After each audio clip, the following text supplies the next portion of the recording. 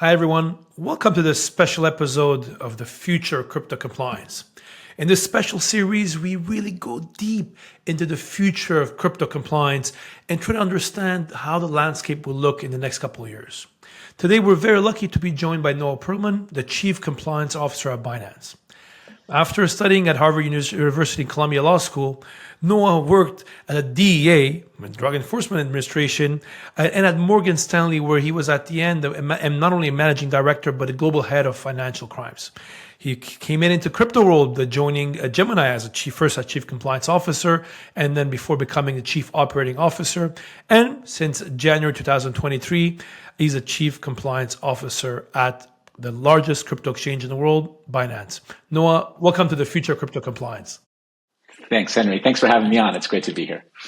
Noah, I want to start with maybe some would say it's a difficult question, but how do you see if the reality of a compliance officer in the crypto space in 10 years? How is it going to look, and how do you think the landscape will look like? A big topic. We'll get into it, but I do think, and I'm sure a lot of your listeners are sort of well tuned into this, that the role of artificial intelligence (AI) is going to dramatically change. It already has dramatically changed the compliance space, and one can only imagine in the next 10 years. I mean, I'll tell you some of my imagination how it's going to change.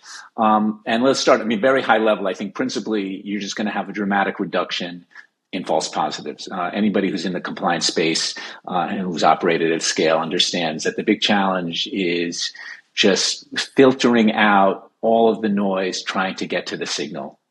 So many false positives in the space.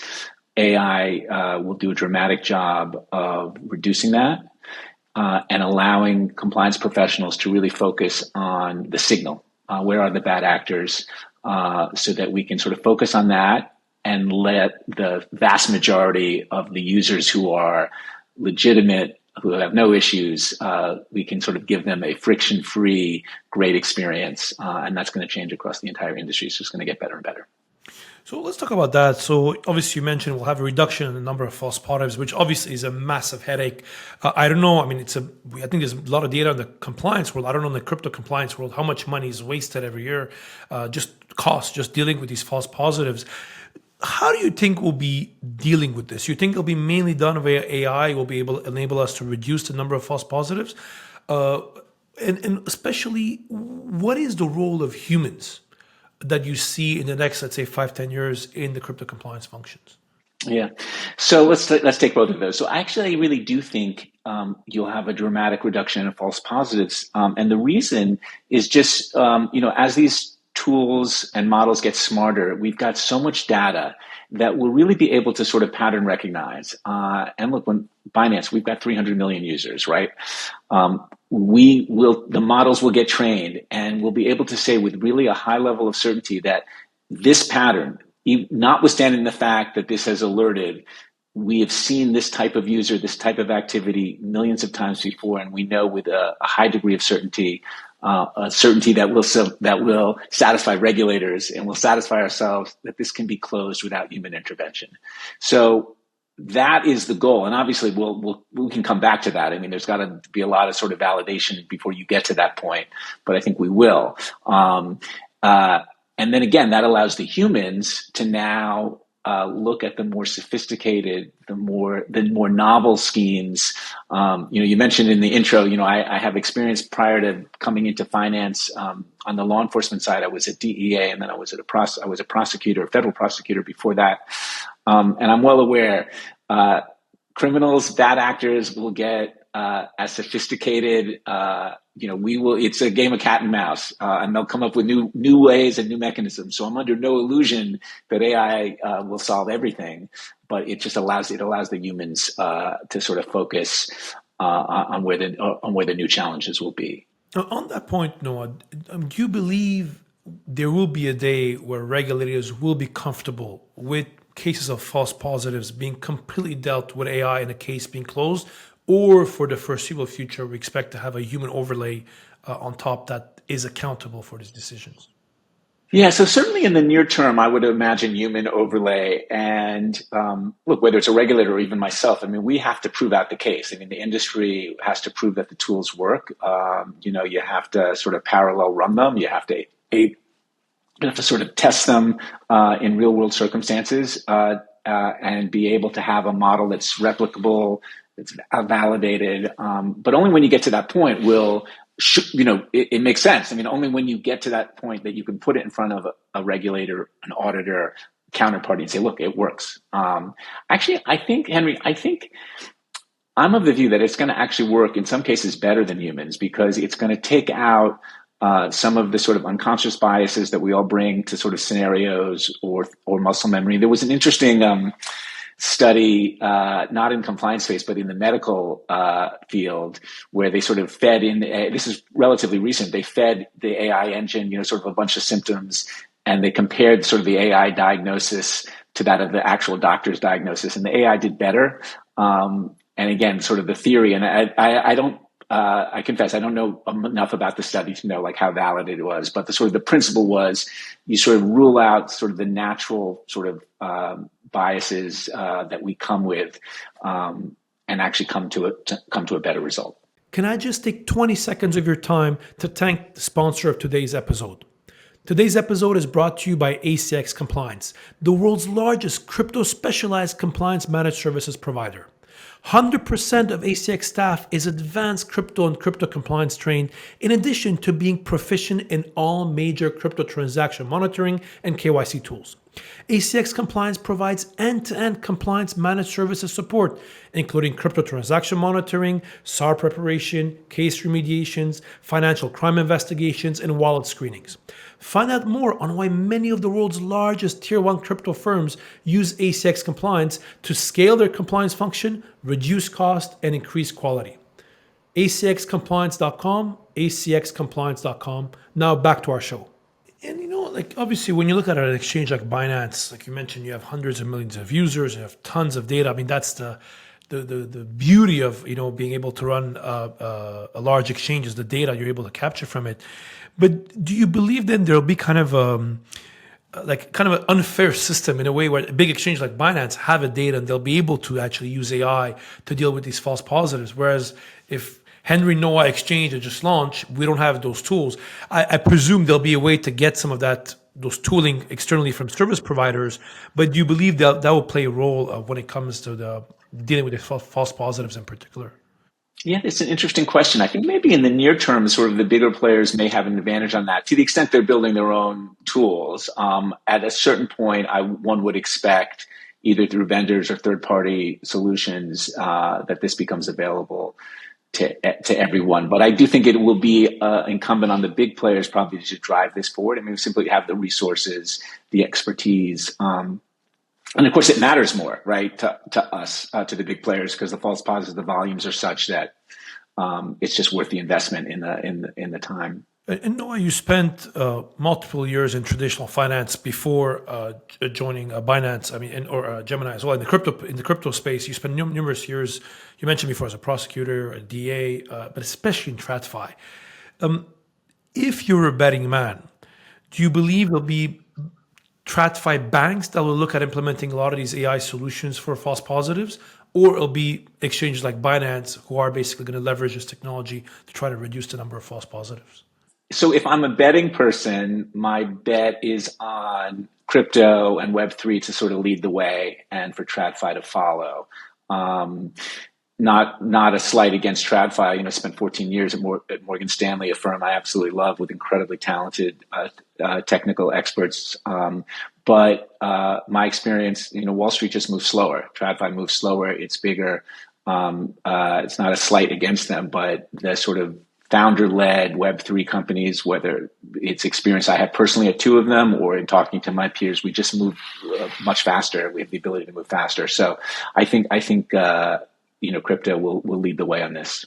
And do you believe, let's say, what is potentially holding us back? Let's say the AI technology, in many regards, you can argue technology is ready.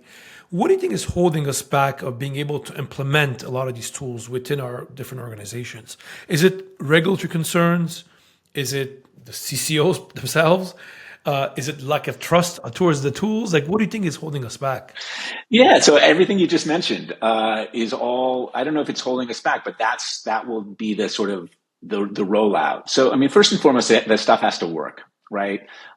So you got to build it out. You have limited use cases. You make sure it works, and then it's not enough. As frequent listeners of your podcast will know, and anybody studying compliance, unless it's documented and you can replicate it, it doesn't matter, right? So you got to be able to replicate it, demonstrate it, validate it, audit it. All of those things have to be able to be done to the satisfaction of everybody. I mean, it's not just like, I got to prove it I got to prove it to myself as a CCO, and I got to prove it to my internal stakeholders. This works. This works. This will not lead to a situation in which we miss things. It's funny. Just parenthetically, I'm often asked. I've been asked both in TradFi.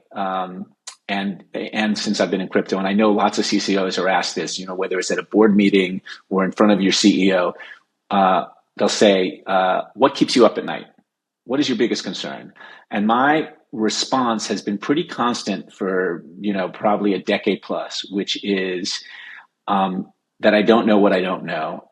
And what I mean by that is we've got incredible tools, whether it's transaction monitoring, KYC engines, a lot of stuff running. I'm assuming it's working. But my biggest fear is somebody to come to me and say, hey, Noah, that sanctions screening engine that we had that we thought was working hasn't been working for the last 6 months. That's my biggest fear. And that would be the same with AI. The fear I would have is, okay, we think it's working, and then we find out it's not. So we would have to, and of course the cure for that, again, your listeners are going to know this. It's testing and validation. You test it below the line, you sort of get under the hood. And that's what's going to happen with AI. It'll be sort of limited use cases at first. The regulators will get comfortable. I have no doubt that they will. And then we'll roll it out further. And it's going to be like a lot of technical advances. It's going to seem slow, and then it's going to be all at once. So many follow-up questions I have on what you just mentioned. I love that it's not knowing what we don't know.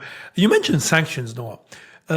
How do you foresee, let's say, overall, let's call it the broadly sanctions regime evolve in the next couple of years? Many would argue right now it's very politicized. Obviously it's very US led and FATF led. How do you see that world evolve, especially when it comes to digital assets?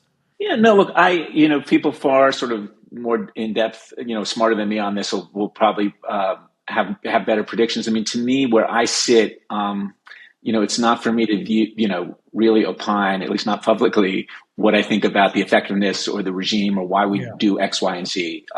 Really, my mission is to ensure that we're following all applicable sanctions rules wherever we operate. And, sanctions is one of those things where, most of the time, in most of the regimes, it is strict liability, meaning it doesn't matter if we try to get it right. If we miss it, the consequences are severe. So we take all our compliance responsibilities very seriously.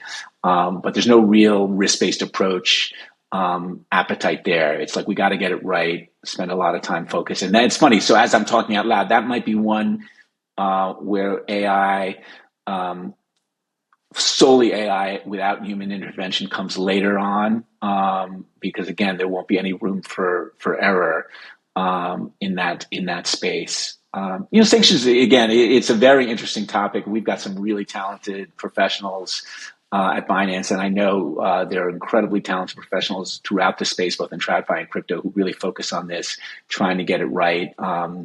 It's challenging. Sure, no, we can literally have a whole episode on that topic alone.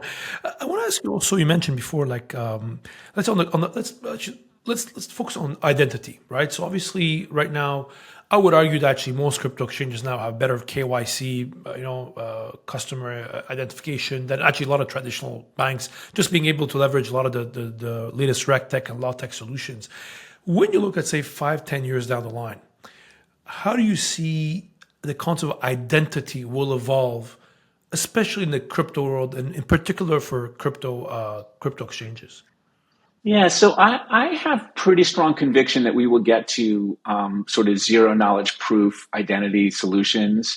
And to explain that a little bit more for people who may be less familiar with it, just this idea that, look, there's this inherent tension in crypto between the sort of one of the initial sort of promises, this idea of privacy, anonymity. Of course, the anonymity thing is we can talk about that. It's relatively funny because, of course, it's a public blockchain, so you can sort of see everything. But this idea that people should have the freedom to transact and interact without sort of oversight and without the violation of the privacy. And of course, that comes into tension with the very important responsibility for institutions to know their customer, KYC. So the concept of zero proof as it applies to identity is this idea that you will be able to show to an exchange validation on whether it's on the blockchain or through another means, without actually disclosing who you are, and not having to sort of re-upload everything. It's almost like the sort of luggage locks that you have, that you can lock your suitcase. Only the TSA people can unlock it, but nobody else can. So it's locked to the rest of the world, but you have validation. So I think that that's something that the industry is working on. I know that some super, some super technologists are working on that. And actually some of this stuff is pretty advanced. So I think that's one change that you'll see. And of course, that's something that it'll benefit the exchange, it'll benefit users. So I think there's real incentive to get that done. Well, let's hope so. I mean, the one reserve I have on that, in traditional finance, we've been talking about having a KYC utilities for like at least 2 decades now, where there's a customer information can be shared around, passed around. And ironically, there's been so much lobbying on behalf of the big banks, for example, because the goal, if it's easy to move your account somewhere else, it makes it even more difficult. Now, I'm sure if many of our listeners, we tell them how you have to open a new account in a new bank, probably one of the reasons they won't do it is such a headache to go through the onboarding process.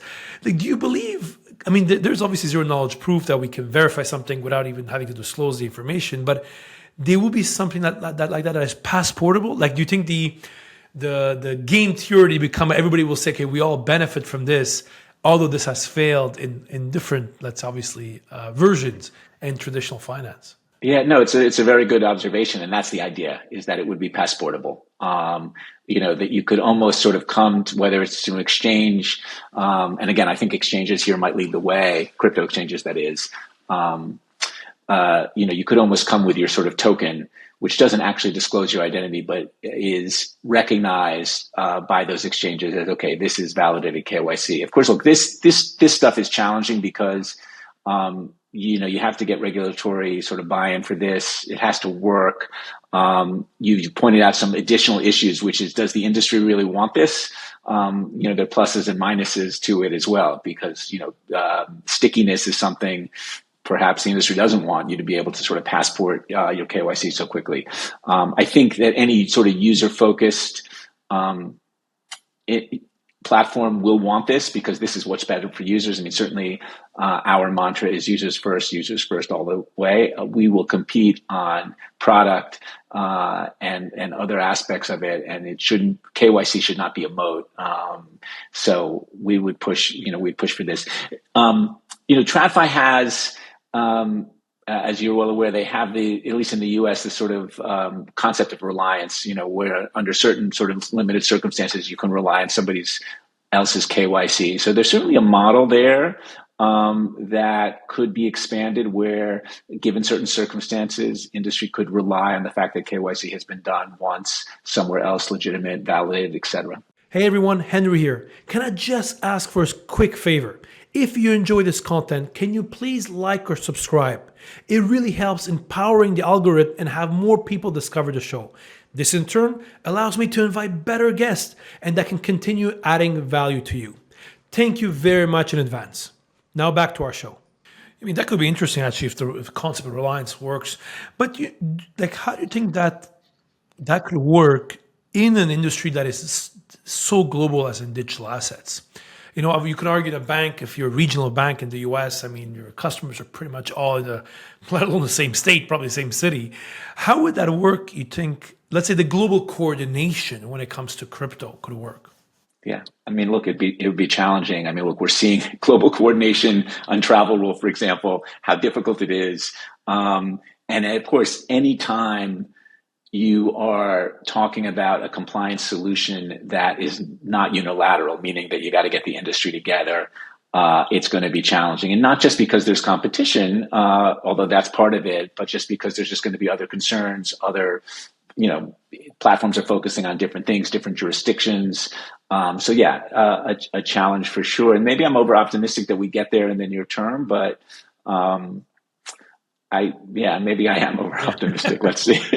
Whenever I talk about it, as my first master's in law was in transnational law, and I used to be very young and believe in kumbaya kumbaya, we're all going to come together. And I mean, we're still not able to agree on child labor, a lot of these basic stuff we have, so God knows when we get to that. But you mentioned, Noah, the travel rule.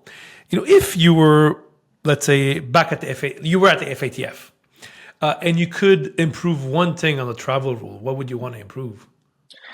Oh, not implementing it. What's your view on that? What's your view on travel rule?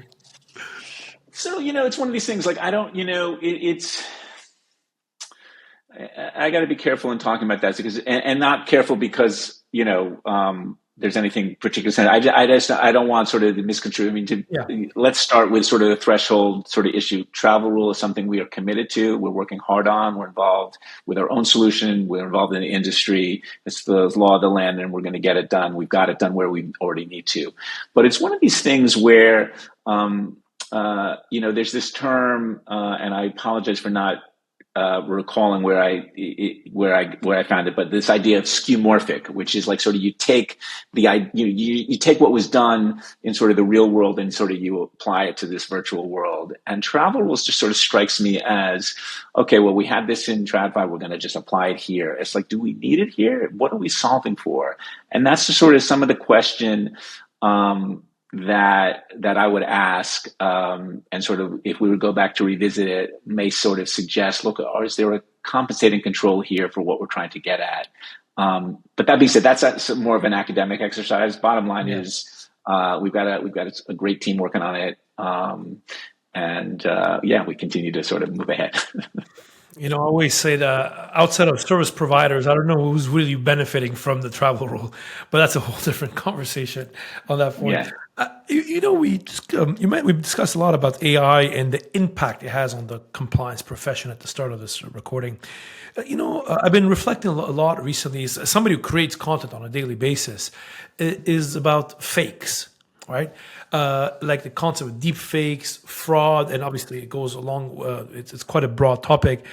How do you see fakes, deepfakes, or fraud because of caused by AI become a problem for CCOs in the next couple of years? Oh yeah, no, it's going to be an arms race. Bad actors versus compliance programs, and again, you've sort of highlighted exactly one of the things we're really concerned about is AI in that space. We have under certain circumstances, you do a liveness check, to make sure it's like a real person. Deepfakes, AI, all sort of creating sort of scenarios which make it difficult for us to detect. So you put the countermeasures. And of course, what the shame about all of this is, and it just bears repeating, is the vast majority of our users, the industry's users, they just want to invest in crypto. They want to spend, save, and we spend all this time and effort on that small percentage of bad actors. But that's what we have to do. And so it will be sort of a tech race, a little bit of an arms race, to try and ensure that we've got controls that are fit for purpose. In my sort of dream of what AI compliance might look like, I'm sure some of your viewers have seen the Tom Cruise movie Minority Report. This idea, for those of you who haven't seen it, it's this idea that, very overly simplified, that you can sort of detect criminal behavior before it even happens, and basically sort of you arrest the people before they've committed the crime. And I actually do think in certain circumstances, based on a person's profile, user, everything you gather from the outset, you may actually even be able to know that, with some high degree of certainty, that this user is likely to be a bad actor. And at a certain point, the AI could even pre-write the SAR before the before the bad behavior happens. Again, to be very clear, we don't have that now. I'm not suggesting that that's coming anytime in the near future. And if it were, it would obviously have to be validated and everything. But I do think, again, just given the huge amount of data the industry has, you'll start to see patterns that are very susceptible to prediction early on.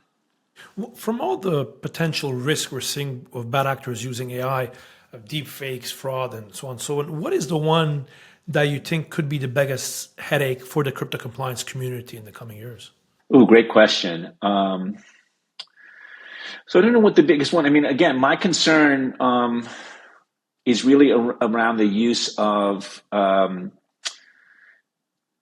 sort of video manipulation or voice manipulation to create sort of a scenario in which people are being engineered, socially engineered, or I'll share with you. Less than a month ago, I got an email relatively late at night. I mean, Binance is 24/7, so we're always on, right? But it was maybe 11:30. I'm already a little tired. It's possible I had a glass of wine at dinner, maybe not. But I got an email from an important client of ours, and the email was written in perfect sort of business English, no red flags in the initial email, and it's the type of thing that a client might write to me, which is having a specific issue on something. Could me and my team address? And of course, my response was, yeah, absolutely. Let's get on a call. Let's get on a Zoom right now. It doesn't matter that it's 11 p.m. Let's get on a Zoom right now. Some back and forth. To make a long story short, it was a scam email. It was a fraud email. It took me maybe one email more than I would have liked to determine it. No bad information. And I validated with the client the next day who confided in me, yes, that they had been, somebody was imitating them. And yes, if your users are asking, did I check the email domain and do all this? Yes, I did all that stuff, but still, it was very sophisticated. So, but what happens when the client says, yeah, I'll get on a Zoom, and I'm not actually talking to a client, I'm talking, how do we do that? So again, I think there's controls for all of that. But again, the industry is going to have to be vigilant so that we avoid it before the scams start happening.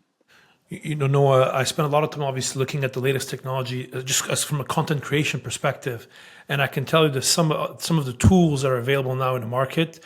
You can have an avatar of me, and somebody who doesn't know me on a daily basis will have a lot of difficulty, especially when it comes to the voice. Because when it's avatar, I speak badly, I don't articulate well, I have a lot of energy. So often people say, oh, this thing looks off.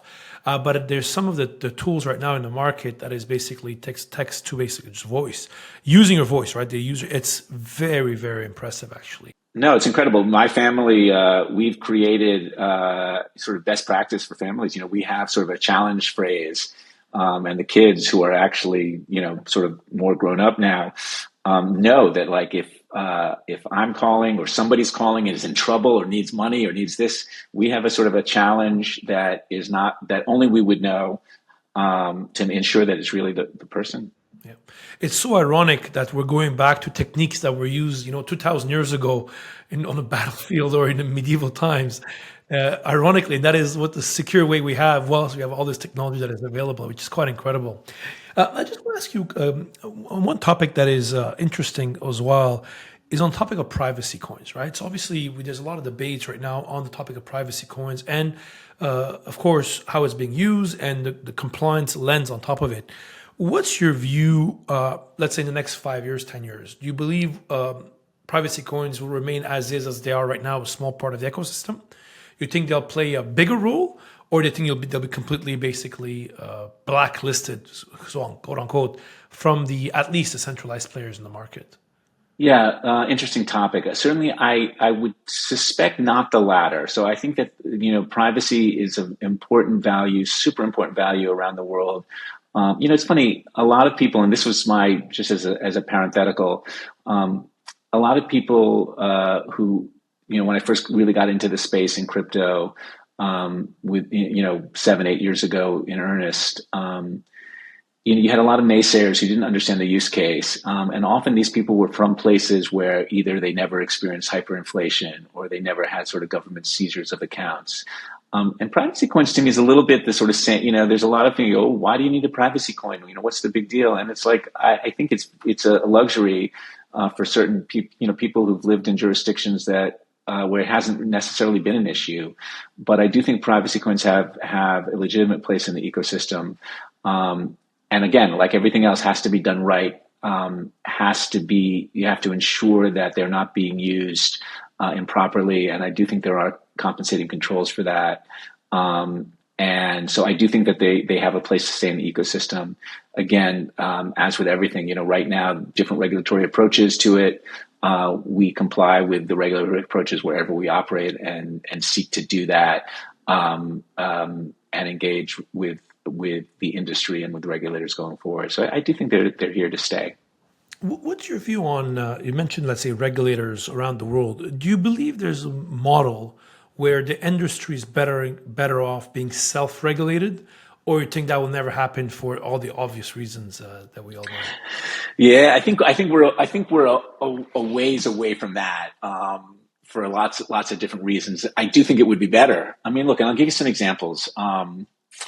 So we've got Binance has 22 different licenses, regulations around the world, and I like to think we've got good relationship with our regulators wherever we operate. In part because we have an approach. We enter any market where we're regulated, or any market at all, with a real sense of humility and deference to the regulators. Doesn't mean we don't push back and we don't engage, but it's not for us to say, certainly not a valid approach or appropriate approach to go in and say, hey, regulator in this small jurisdiction, we're a big bad Binance, we know how to do it, and we're not going to listen to you, or we're going to talk down to you. No, to the contrary, we want to learn.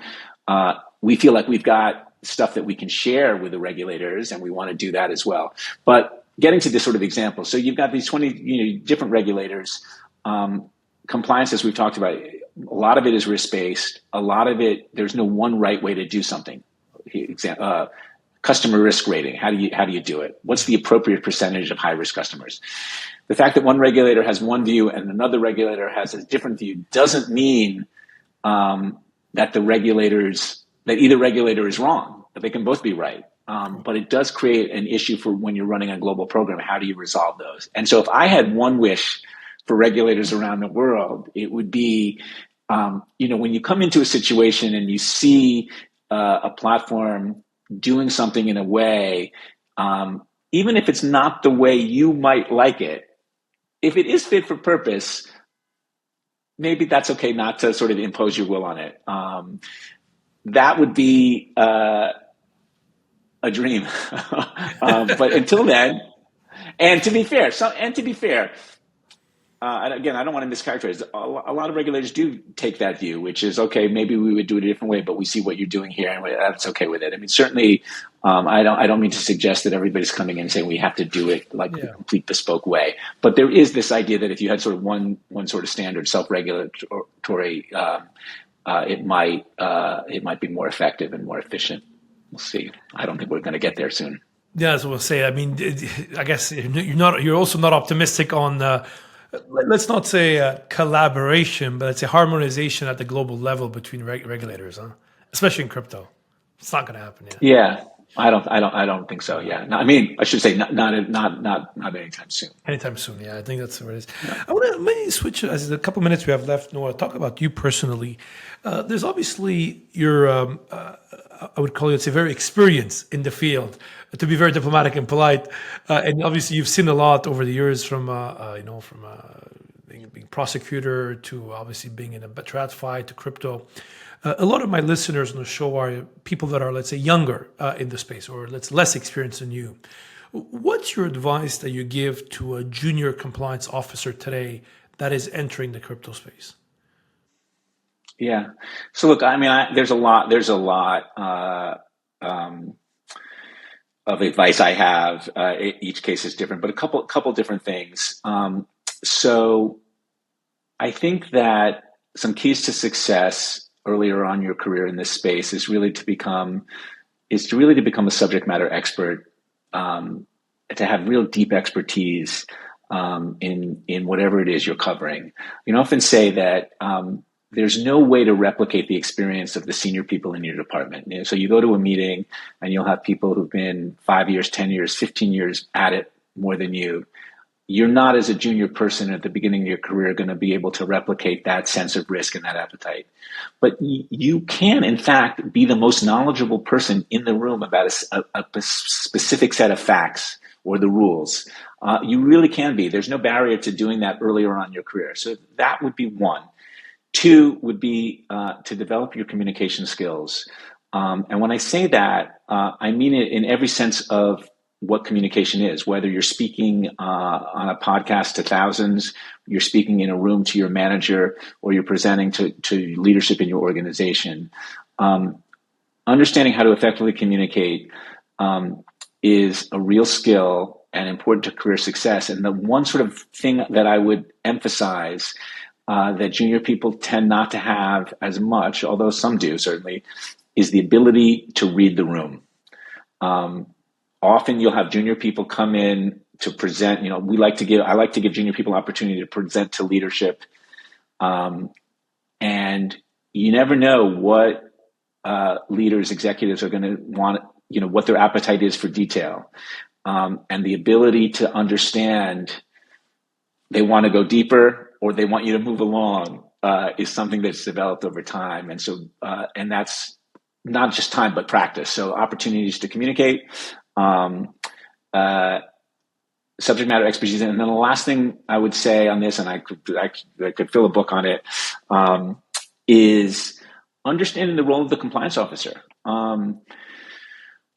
We are, as compliance officers, we are here to sort of advise, consult. Ultimately, we're to execute a set of controls consistent with the risk appetite as articulated by management and the board. Certainly we've got, we're not going to let anybody get, violative of regulatory rules or legal rules. But there's a lot of risk involved and a lot of judgment to make. And our job, if we're doing it effectively, is to make sure that business leaders and first line are aware of those risks, the consequences associated with each action, making recommendations, and then executing. So those are sort of three top of mind things.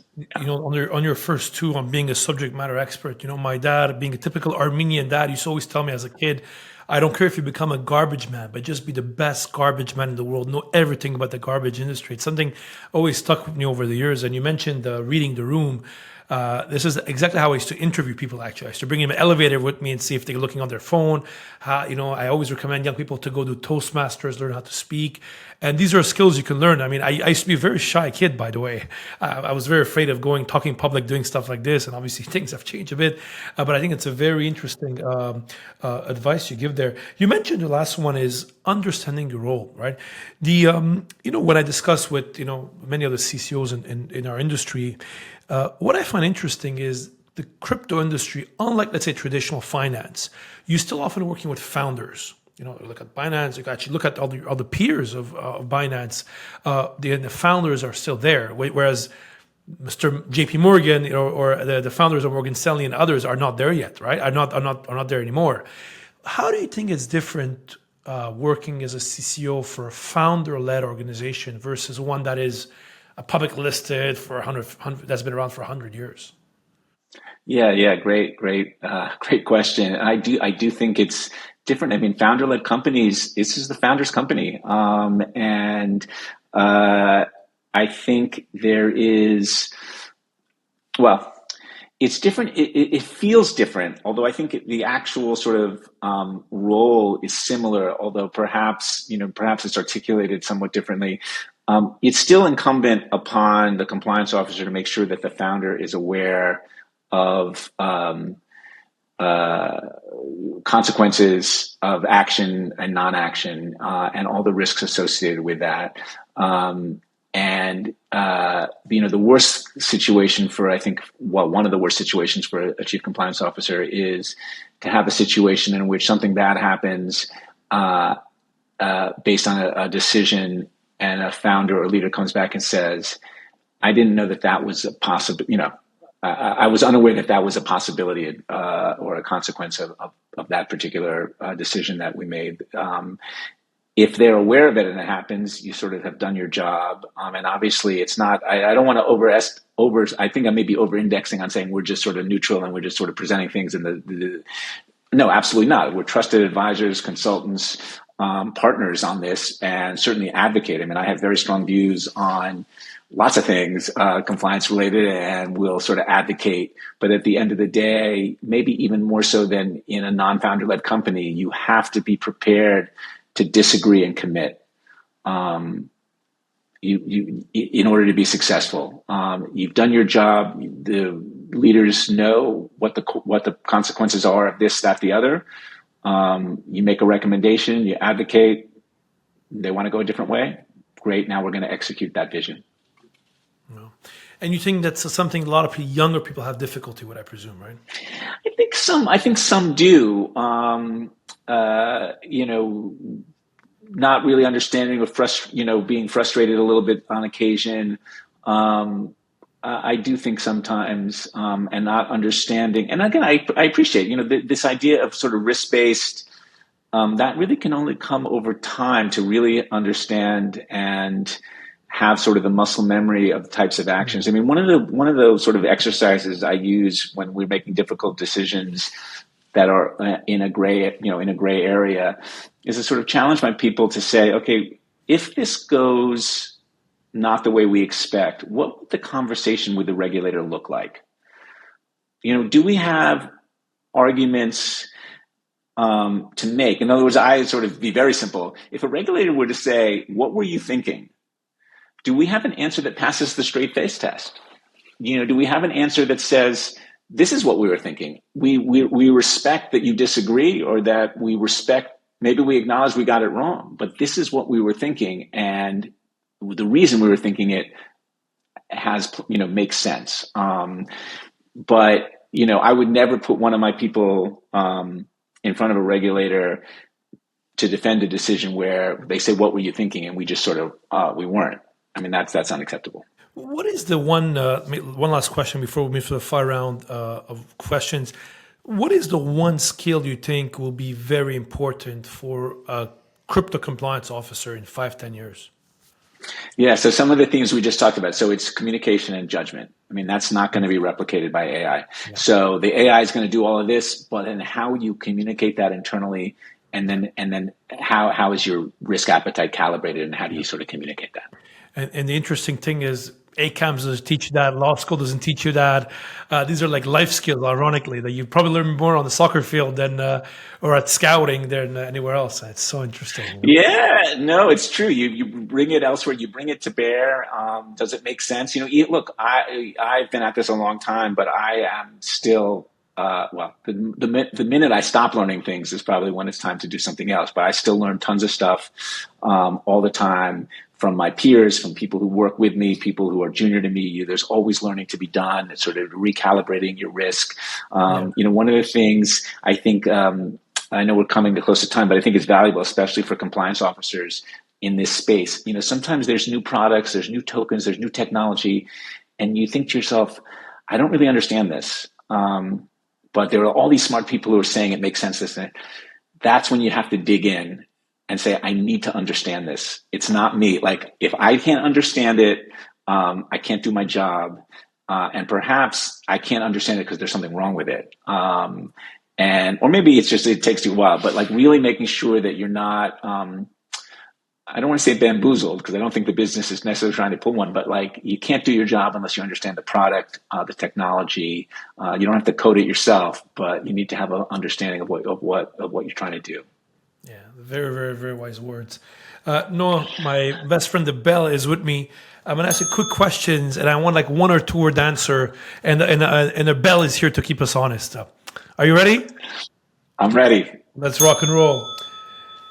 No, I'm going to start with an easy one. If you were not in the crypto industry, what other industry would you want to be in? So, TradFi, probably one of my best law enforcement. I absolutely loved working at DEA. Men and women there, so talented and so sort of committed to a mission. It was really, it was a brief time. I was DEA about 3 years. Absolutely loved that job. Brings me to my second question. If you were going to go back and become a prosecutor again at the DEA, would you still do that, or what vertical would you focus on?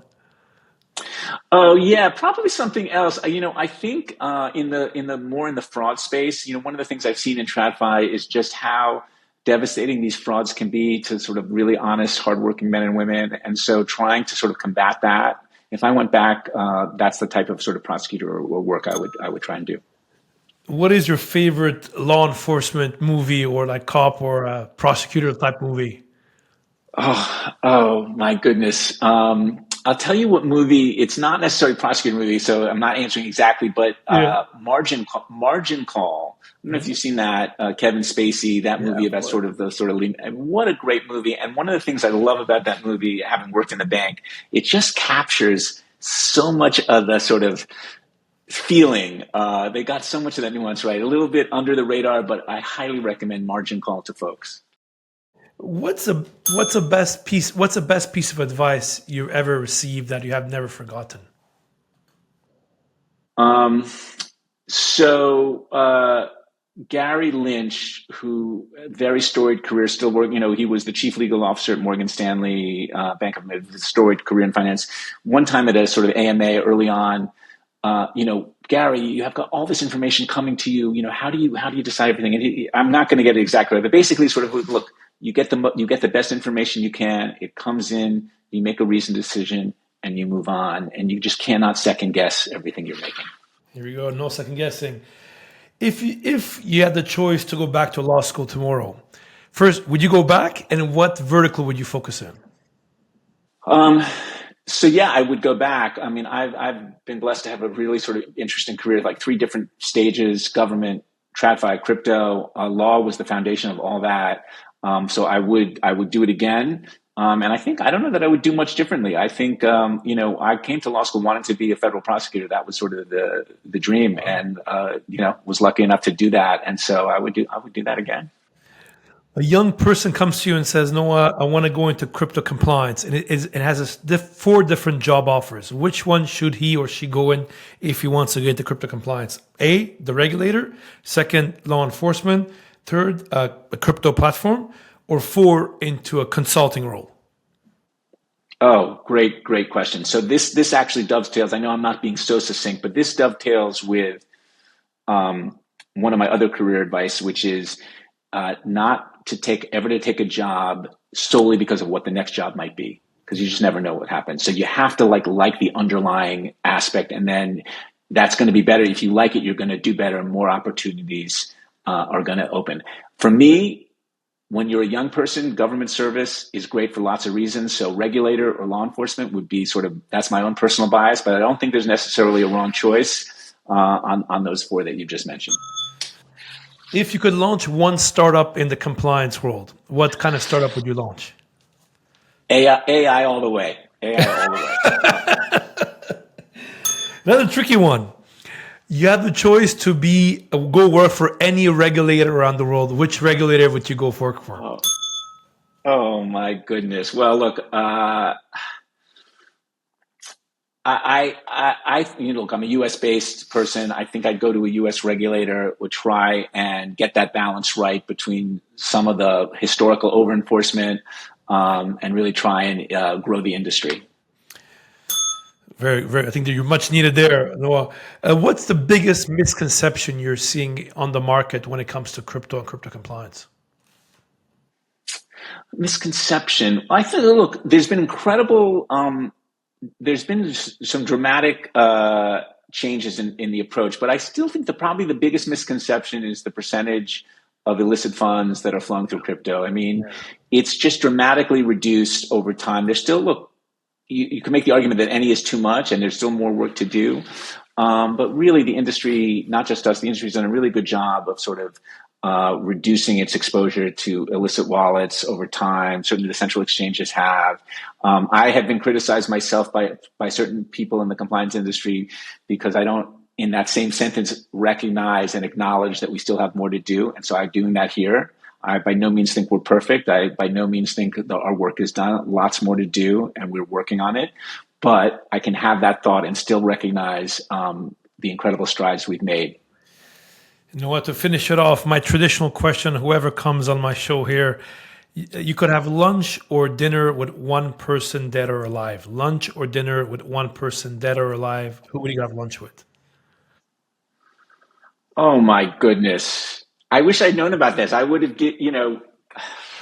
That's the whole point of the question. So I'm going to stick into finance right now, and I'm reading Andrew Ross Sorkin's amazing book, 1929, which I'm sure a lot of your viewers have read, or if they haven't, you should read it. Amazing, amazing book. So I'll go with somebody that the original J.P. Morgan. Let's have lunch with him. Let's see what that's all about. Talk about somebody who had an outsized role on the future of U.S. financial markets. That was Noah Perlman, the Chief Compliance Officer of Binance. Noah, thank you very much for being with us. Very super useful. To everybody at home listening to this, one favor I have from you: if you like this video, make sure you like it, you share it. If you're listening on the podcast, give us a 5-star review. It helps actually more people discover the show. It helps those AI algorithms actually, and it helps us actually bring better guests and excellent guests so that you can learn as much as possible. Hope you enjoy this episode, another episode of the Future of Crypto Compliance. See you guys all soon. This episode was brought to you by ACX Compliance. Looking to set up operations in the UAE? ACX Compliance licensing team can help you with all your needs for your VARA or ADGM application and ongoing support. Thinking about the UAE? Think about ACX Compliance. acxcompliance.com, acxcompliance.com.